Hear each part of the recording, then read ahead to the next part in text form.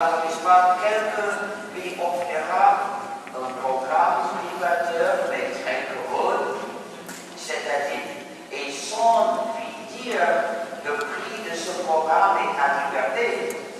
Non, il dira le prix de ce programme est cette quantité d'argent, sans mentionner d'autres prix plus importants. Et le sourd qui n'apprécie pas sa liberté dira « Ah, c'est bien, selon cette quantité d'argent, je veux l'utiliser. » Mais celui qui reconnaît que le prix est sa liberté dira « Non, j'ai lutté pour la liberté et je ne vais pas l'abandonner. » Donc, si nous désirons établir une société libre et durable, nous devons faire plus que développer des programmes libres et d'éduquer. Nous devons éduquer les gens à exiger et défendre la liberté. C'est très facile de perdre la liberté. Nous l'avons perdu dans notre communauté même. Pas besoin de regarder si loin notre service est l'équivalent de faire de l'informatique avec un programme privateur. Mais c'est encore pire parce que il y a des morceaux de code pour envoyer des données au serveur privateur. Avec le logiciel comme service, obligé d'envoyer les données pertinentes au serveur pour en faire de l'informatique. Donc, le résultat est pareil. Le serveur garde ses données et fait, il ne sait pas quoi avec ces données plus tard. Mais c'est encore pire. Il y a des programmes privateurs qui ont des portes dérobées pour abuser l'utilisateur. Et dans le cas de Windows, porte dérobée permet l'installation forcée des changements de logiciel.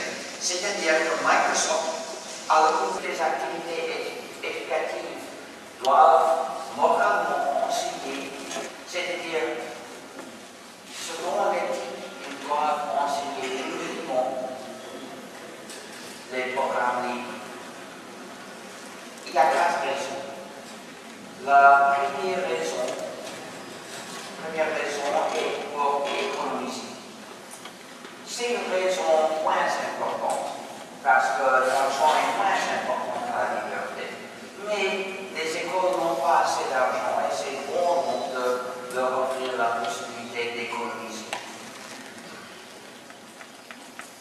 Le logiciel libre n'est pas forcément gratuit. On peut vendre des copies, ça se fait. Mais avec le logiciel libre, si le ministère de l'Éducation a une copie, il a la liberté d'en faire beaucoup de copies et de les distribuer à toutes les écoles. Et chaque école a la liberté d'installer le programme dans tous les ordinateurs de l'école. Étant libres de le faire, ils ne sont pas obligés de payer l'autorisation de le faire. Et comme ça, ils ont la possibilité d'éviter les rangs de logiciels privateurs. D'éviter de payer l'autorisation, ce qui est habituel chez le logiciel privateur. Et comme ça, il peut faire des économies. Nous pouvons citer cette raison, mais il faut toujours mettre l'emphase sur les raisons plus profondes. Il faut éviter l'erreur de mettre l'emphase sur les économies. Oui, tu comprends qu'il y en a qui ne vont pas l'informatique et veulent savoir comment fonctionne l'ordinateur et le logiciel. S'ils utilisent un programme, ils veulent savoir comment est-ce que ça fonctionne.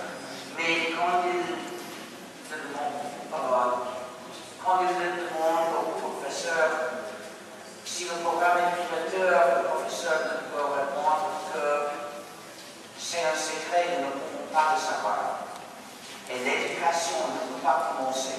Un programme primateur est la connaissance niée et ne doit jamais être toléré dans une école parce que c'est un mauvais exemple. Mais si le programme est libre, le professeur peut expliquer autant qu'il sache, et puis leur donner des techniques de code source de ce programme en leur disant lis-le et tu peux comprendre tout.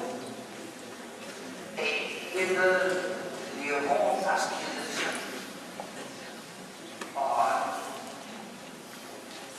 ont le fort désir de comprendre. Et le professeur peut leur dire, si tu trouves quelques points que tu ne comprends pas seul, montre-moi et nous pouvons les comprendre ensemble. Dans la citoyenneté, les écoles doivent enseigner pas seulement des faits et des capacités, mais surtout l'esprit de bonne volonté, l'habitude d'aider les autres. Par conséquent, chaque classe doit avoir cette règle ici. Les élèves, s'ils apportent un programme à la classe, tu ne peux pas regarder pourquoi. Ce n'est pas difficile. Il faut prendre chaque année un pas qui n'est pas petit. Assez pour y arriver dans plusieurs années, pas dans plusieurs siècles. Quand l'administration ne veut pas vraiment migrer, il prend des pas minuscules. Et on voit qu'il faudra des siècles pour arriver avec ces pas. Mais et prendre un pas plus grand est un effort. Il faut un effort. Mais la liberté mérite des sacrifices.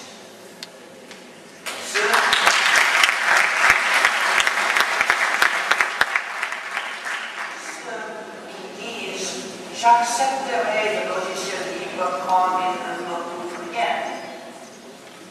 Vraiment disent pourquoi la liberté ne vaut rien.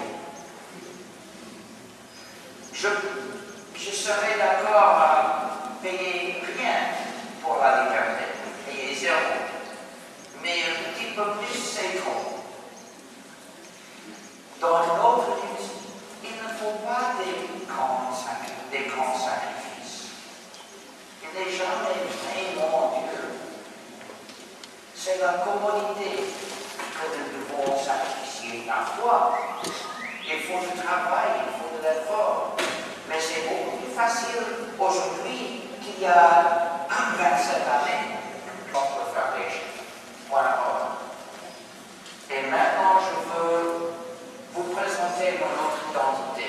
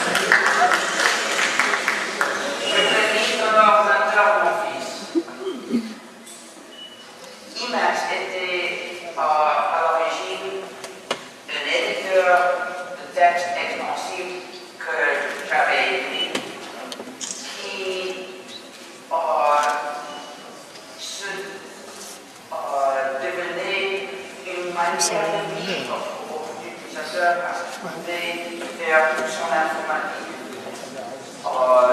sans sortir c'est devenu une église avec le lancement du groupe de novices world.religion.emacs. Aujourd'hui, dans l'église d'Emacs, nous avons un grand site entre plusieurs versions rivales d'Emacs. Et aussi, nous avons des saints, mais pas de Dieu. En lieu de Dieu, nous adorons le seul Créateur. Pour devenir membre de l'Église d'Emacs, tu dois prononcer la confession de la foi. Tu dois dire qu'il n'y a pas de système que nous, et Linux est un de ces royaumes. Et si tu deviens très expert,